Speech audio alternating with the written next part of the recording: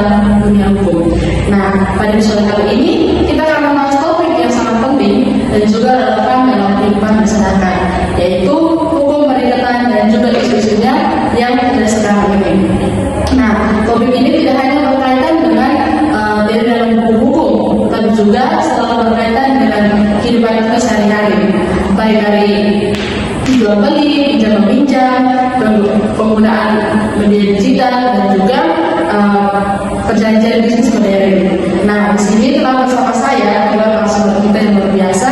Yaitu yang pertama ada Ibu Chan, seorang dosen di bidang hukum kemandataan. Yang kedua ada Johan, seorang praktisi hukum dan juga konsultan bisnis. Dan yang terakhir ada Nadia, seorang mahasiswa magister yang sekarang sedang meneliti topik digital dan juga ekonomi digital.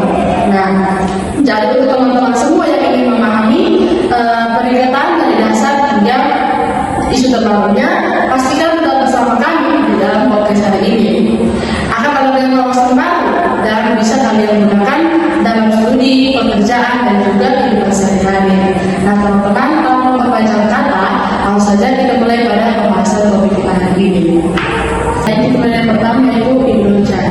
Jadi Ibu Chan sebagai seorang dosen juga di bidang kemandataan ini, mungkin bisa menjelaskan secara sederhana apa itu hukum perikatan dan bagaimana dasar konsepnya dalam sistem hukum di Indonesia. Oke, baik Kak Asti, terima kasih. Kalau kita berbicara tentang hukum perikatan itu, kita berbicara hubungan hukum antara dua pihak atau lebih, di mana pihak pertama itu berhak atas prestasinya dan pihak lainnya itu berkewajiban untuk memenuhi prestasi tersebut. Jadi prestasi itu berupa memberi sesuatu, melakukan sesuatu atau tidak melakukan sesuatu. Jadi kalau dasar hukumnya terdapat dalam buku 3 KUH Perdata pasal 1233 sampai 1456. Hukum ini menjadi fondasi dalam berbagai hubungan hukum dalam kehidupan sehari-hari. Itu berupa sewa, pinjam meminjam, jual beli, kontrak kerja dan juga perjanjian bisnis. Jadi fungsinya adalah untuk memberikan kepastian hukum terkait hak dan kewajiban para pihak, serta menjadi dasar penyelesaian ketika terjadi manifestasi atau pelanggaran perjanjian.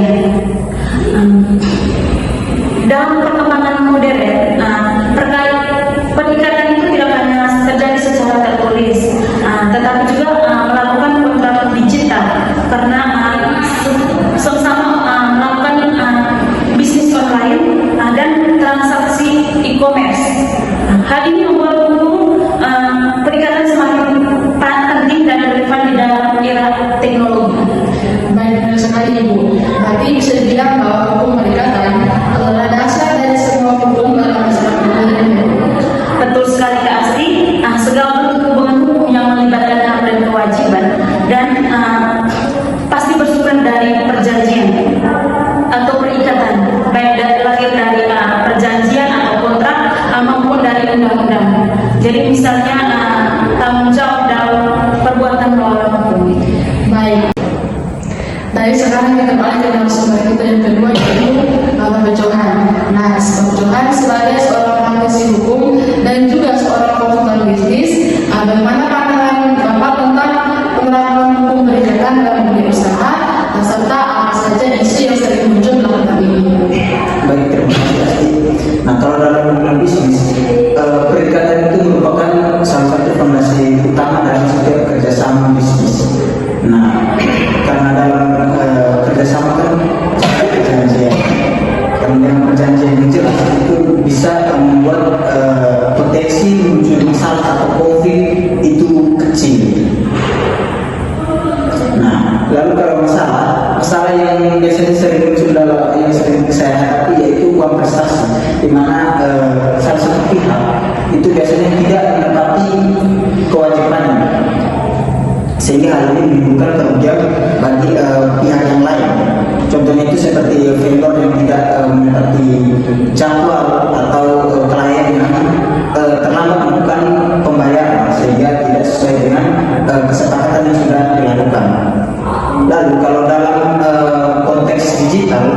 isu yang muncul itu biasanya dalam kontrak digital. Perusahaan-perusahaan sekarang kan sudah menggunakan kontrak yang berbasis digital. Kontrak yang bisa dilakukan melalui email atau aplikasi. Ya, hal ini juga menimbulkan sebuah pertanyaan, apakah kontrak digital ini kekuatannya itu bisa sama dengan kontrak tertulis atau tidak? Nah, saya sudah memberikan jawaban saya sendiri. Dengan kalau menurut saya kontrak digital ini ya bisa kedudukannya bisa sama dengan kontrak tertulis asal memenuhi syarat-syarat yang ada dalam undang-undang nomor undang-undang pasal 1320 perdata, yaitu sepakat, cakap, objek tertentu dan sebab yang halal. Nah, ini juga diperkuat dengan Undang-Undang Nomor 11 Tahun 2008 tentang informasi dan transaksi digital atau UU ITE dan perubahannya. Isu lainnya yaitu dari klausul hukum, di mana biasanya pihak yang lebih kuat itu sering membuat perjanjian yang merugikan pihak yang lebih lemah. Contohnya itu seperti dalam perjanjian layanan digital. Itu biasanya pengguna hanya bisa setuju ya, tanpa bisa melakukan atau membahas isi dari perjanjian tersebut, sehingga ini juga menimbulkan ketimpangan hukum. Jadi tantangan yang kita hadapi sekarang itu bukan hanya tentang perjanjiannya saja, tapi tentang tentang keseimbangan dari posisi dan pihak dalam era digital. Oke, baik. Berarti bahwa semakin maju teknologi maka semakin kompleks pula tantangan perdagangannya. Ya, betul sekali. Nah, prinsip hukum itu kan kerjasama ya, tapi konteksnya yang berubah. Jadi kita harus bisa menyesuaikan penegakan hukumnya dengan realitas sosial dan juga ekonomi modern sekarang. Oke, baik, Johan. Oke, sekarang kita oleh sumber kita yang ketiga yaitu Kak Media.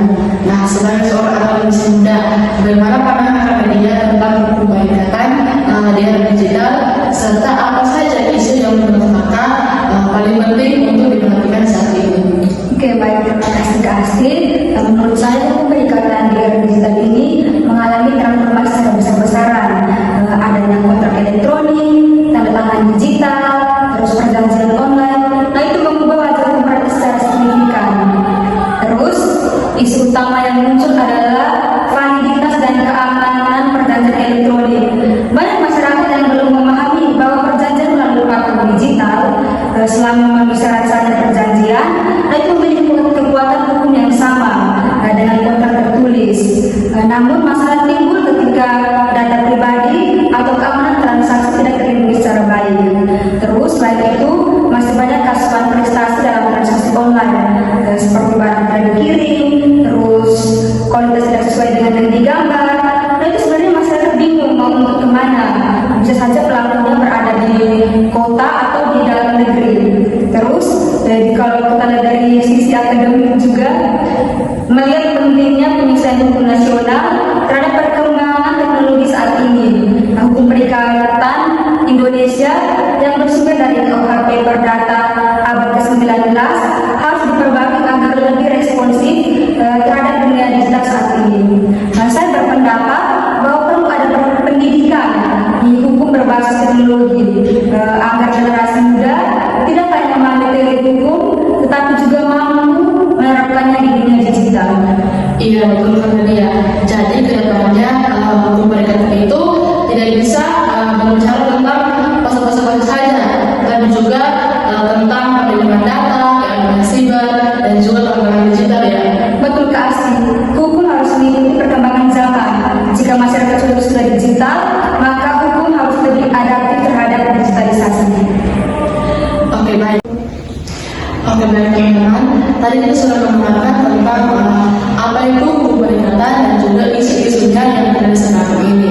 Mungkin teman-teman masih bertanya-tanya, kira-kira apa itu jenis dasar hukum dasarnya, khusus serta asas yang mengikat hukum perikatan itu. Nah, di sini untuk mengingatkan kalian teman-teman semua, saya meminta penjelasan dari Ibu Chan selaku dosen di hukum kepardataan. Nah, kira-kira menurut Ibu jenis perikatan itu menurut hukum berlaku bagaimana? Oke, nah Kak Asti, kalau secara doktrin apa perdata itu membaginya dalam beberapa kategori utama. Yang pertama itu berdasarkan sumbernya.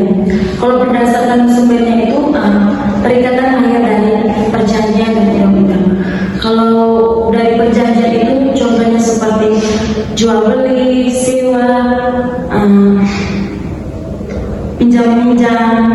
Kalau sedangkan dari undang-undang itu mencakup kewajiban akibat perbuatan melawan hukum.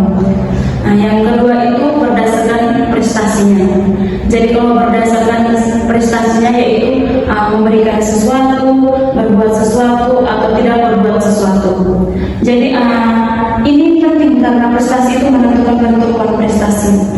Jadi yang ketiga itu berdasarkan sifatnya, seperti perikatan bersyarat, berjangka waktu, alternatif, kumulatif, hingga tanggung menanggung. Jadi jenis ini sebenarnya fleksibel karena prinsipnya diterapkan dalam berbagai hubungan termasuk hubungan modern seperti smart contract. Oke, baik. Lalu dalam konteks praktis bisnis, Pak Johan, bagaimana jenis perikatan ini dipahami dalam transaksi bisnis? Baik, terima kasih. Kalau dalam dunia bisnis, jenis perikatan itu sangat mempengaruhi ya kita dalam mempersiapkan strategi untuk pengelolaan risiko dari perjanjian bisnis. Nah, kalau sebagai contohnya itu dari perikatan kumulatif ya, itu sering kita pakai ketika termasuk harus memenuhi beberapa kewajiban sekaligus seperti mengirim barang, memastikan kualitas, dan memberikan layanan turun jual begitu. Lalu ada juga perikatan alternatif ya, yang digunakan ketika perusahaan itu memberikan pilihan atau opsi penyelesaian kepada pelanggan gitu. Misalnya kita mengganti kerugian atau produk yang rusak atau kita kasih kembali produk begitu. Nah, dalam bisnis digital pun begitu ya, banyak perikatan yang lahir ya, dari undang-undang sektoral seperti perlindungan konsumen atau kontrak keuangan, sehingga jenis perikatan itu jadi lebih kompleks gitu. Oke, baik. Oke, masih lanjutkan dari jenis perikatan ini. Nah, saya menggunakan jenis perikatan itu dari perspektif dunia digital. Nah, menurut Kak Nadia, bagaimana jenis perikatan yang berkembang di era teknologi saat ini? Baik, Asti, kalau kita dari perspektif digital, jenis perikatan mengalami perluasan bentuk meski prinsipnya tetap sama. Nah, misalnya yang pertama perikatan elektronik, yaitu kontrak yang dibuat lewat platform digital. Terus yang kedua perikatan otomatis, misalnya sistem langganan yang memperpanjang sendiri. Terus yang terakhir perikatan berbasis algoritma, seperti persetujuan syarat atau ketentuan saat kita menginstal aplikasi. Nah, walaupun modern, secara hukum mereka masih bisa digolongkan ke jenis perikatan klasik seperti tadi yang menjelaskan. Nah, jadi dasar tetap terpakai, hanya konteksnya yang berubah. Oke, baik. Sekarang kita melanjutkan ke poin yang berikutnya, itu mengenai unsur-unsur perikatan. Nah, di sini saya minta dulu dari Ibu Chan, kira-kira apa saja sih unsur yang membentuk suatu perikatan? Nah, pasti unsur perikatan itu sebenarnya ada 3 pokok. Yang pertama itu berdasarkan subjek. Subjeknya itu pihak yang terlibat, baik kreditur maupun debitur. Yang kedua itu objek, itu prestasi yang harus dipenuhi. Yang ketiga itu hubungan hukum, itu yang memberikan hak dan kewajiban kepada debitur. Jadi beberapa ahli juga menambahkan unsur tanggung jawab sebagai konsekuensi jika prestasi itu tidak dipenuhi. Tanpa unsur-unsur ini juga hubungan tersebut tidak bisa disebut perikatan. Baik. Lalu Pak Johan, dari pengalaman Anda dalam dunia bisnis ini, unsur apa, perikatan apa yang paling sering menimbulkan masalah? Kalau menurut saya yang paling sering menimbulkan masalah itu dari unsur prestasi ya. Biasanya itu karena prestasinya itu tidak jelas ya. Misalnya itu ya, saya berikan contoh seperti tidak ada definisi kualitas barang atau batas waktu yang lalu kapasitas yang menandatangani kontrak juga tidak sah. Jadi begitu unsur objeknya kabur, konflik bisnis itu bisa muncul.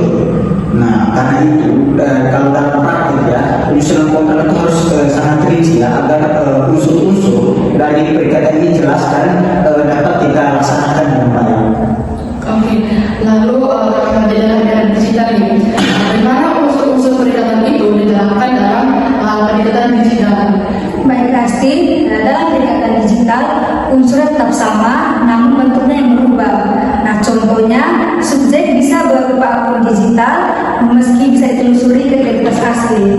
Terus objek banyak berupa jasa digital atau akses aplikasi, bukan barang fisik. Terus hubungan muncul dari persetujuan.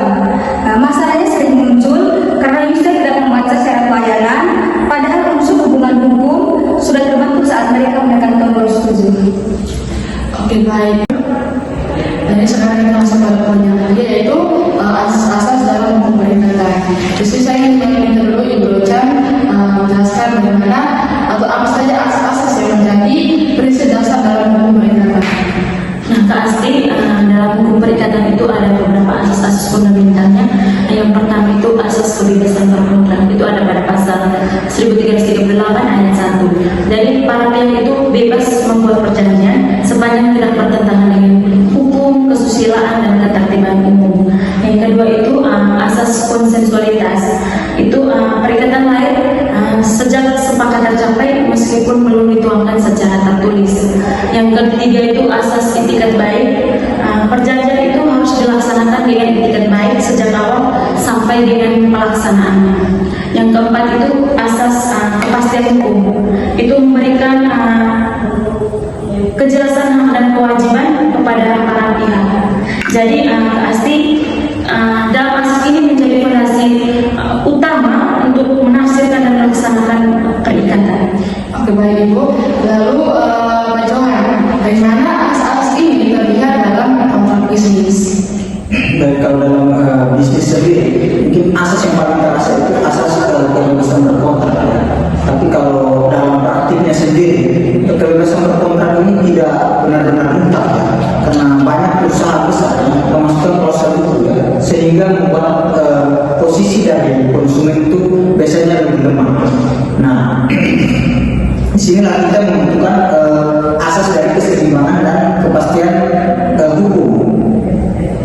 Selain itu, asas itikat baik juga sangat penting ya, karena pelaku usaha sebagai pelaku usaha kita wajib transparan, tidak boleh menyembunyikan resiko atau masalah gitu. Kalau tidak kan hal yang bisa menyebabkan batalnya kontrak.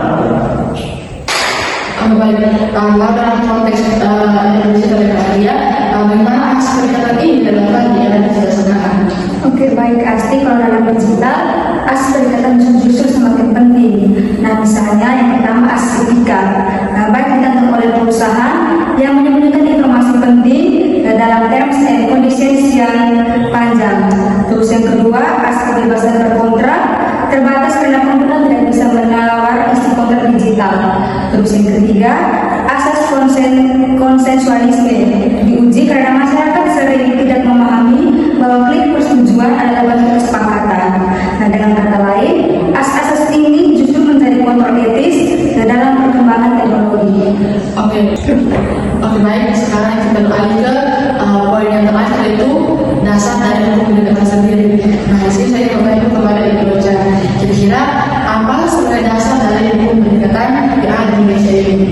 Oke, baik Asti, seperti yang saya jelaskan tadi bahwa KUA dasar hukum yang paling utama dalam KUA Perdata buku 3 mulai dari pasal 1233 hingga pasal 1456. Di sana diatur dalam yang pertama itu lahirnya perikatan. Jadi perikatan itu lahir dari perjanjian antara pihak atau karena ketentuan dari undang-undang. Yang kedua itu syarat-syaratnya perjanjian. Jadi perjanjian sah jika ada kesepakatan, kecakapan, objek yang jelas dan sebab yang halal. Yang ketiga itu uang prestasi. Uang prestasi itu terjadi jika pihak itu tidak melaksanakan prestasi atau terlambat atau tidak sesuai tidak sesuai dengan kesepakatan. Yang keempat itu ganti rugi. Ganti rugi itu diberikan akibat awal prestasi, meliputi biaya, terus kerugian atau bunga. Terus yang kelima itu hapusnya perikatan, di mana perikatan itu berakhir karena pembayaran, kompensasi, inovasi, pembebasan utang, musnahnya objek atau pembatalan dan juga daluarsa. Oke, baik. Lalu Pak Johan, apakah dasar hukum tambahan dalam praktek modern? Apakah ada? Ada pasti. Kalau kita lihat di luar KUH Perdata sendiri ada banyak regulasi sektoral yang juga menjadi dasar dari hukum perikatan. Itu seperti Undang-Undang Perlindungan Konsumen, Undang-Undang Perdagangan, atau regulasi OJK yang bisa digunakan untuk transaksi keuangan. Ada juga kontrak pengadaan barang atau jasa pemerintah dan masih banyak lagi. Nah, peraturan-peraturan ini memberikan batasan tambahan agar perikatan untuk bisnis itu sendiri bisa lebih aman dan juga teratur. Oke, lalu bagaimana dengan digital? Apakah dasar hukum perikatan itu sendiri? Oke, baik Asti, untuk era digital dasar hukum tambahannya itu yang pertama Undang-Undang ITE yang mengakui keabsahan dokumen elektronik dan tanda tangan digital. Terus yang kedua peraturan pemerintah nomor 71 tahun 2019 tentang penyelenggaraan sistem elektronik. Yang ketiga peraturan tentang perlindungan data pribadi. Serta yang kelima aturan e-commerce dari Kementerian Perdagangan. Jadi perikatan digital tetap punya landasan hukum yang kuat, tidak kalah perikatan konvensional. Baik, Nadia. Nah, baik soal hukum, sekarang kita diskusi akan di penghujung podcast kita hari ini. Nah, diskusi hari ini sangat mendalam, sangat luar biasa dan juga membuka banyak perspektif kita tentang hukum perikatan dan juga isu-isu yang ada sekarang ini. Dari awal kita sudah membahas tentang apa itu hukum perikatan, bagaimana konsep dasarnya, serta posisinya sebagai seluruh hubungan hukum di kehidupan sehari-hari, dari transaksi sederhana hingga perjanjian bisnis yang lebih kompleks. Nah, dari Ibrochan kita memahami bahwa seluruh hukum perikatan itu harus selalu berputar pada unsur subjek, objek dan juga hubungan hukum yang menjadi pada pihaknya. Nah, kemudian dari Johan kita melihat bagaimana teori tersebut benar-benar hidup dalam bisnis. Nah, dari awal prestasi, usulan prestasi yang jelas hingga tantangan kontrak yang digunakan oleh perusahaan-perusahaan modern. Nah, kita juga belajar bahwa kebebasan kontrak itu harus diseimbangkan atau disesuaikan dengan perlindungan konsumen dan juga etiket baik. Lalu dari dia kita diajak untuk melihat wajah hukum perikatan ya sekarang, dari perlindungan elektronik, perlindungan digital hingga berbagai regulasi seperti Undang-Undang ITE, perlindungan data digital dan juga peraturan e-commerce. Nah, di sini juga sadar bahwa perkembangan teknologi bukan hanya menciptakan jenis kita baru, tapi juga mendorong kita untuk memperbaharui pemahaman hukum klasik agar tetap relevan. Nah, sobat-sobat semua, melalui pembahasan jenis perikatan, unsur-unsur perikatan, asas dan juga dasar hukum yang menjadi pijakan, kita bisa satu hal bahwa hukum perikatan itu bukan hanya bentuk aturan, tapi juga bagian dari dinamika yang ada dalam kehidupan sosial, ekonomi dan juga digital masyarakat modern. Nah, perikatan itu selalu berkembang mengikuti kebutuhan zaman. Nah, tugas kita sebagai akademisi, mahasiswa, praktisi maupun masyarakat umum adalah memahami perkembangan tersebut agar setiap hubungan hukum itu bisa berjalan dengan adil, seimbang dan juga memberikan kepastian bagi semua pihak. Yang terakhir itu adalah terima kasih sebesar-besarnya kepada Ibrochan, Johan dan juga Kak Lia atas semua materi yang sangat luar biasa dan juga komprehensif dan mudah dipahami ini. Semoga ilmu ini bisa memberikan bakat bagi kita semua dalam menghadapi perkembangan hukum, khususnya di era digital yang penuh dengan perubahan. Dan terakhir itu adalah ucapan terima kasih kepada semua hukum semua yang selalu setia mendengarkan dari awal podcast ini hingga akhir podcast ini dengan baik. Sampai jumpa di episode podcast hari ini di berikutnya. Saya Asti, saya akan undur diri. Salam sejahtera.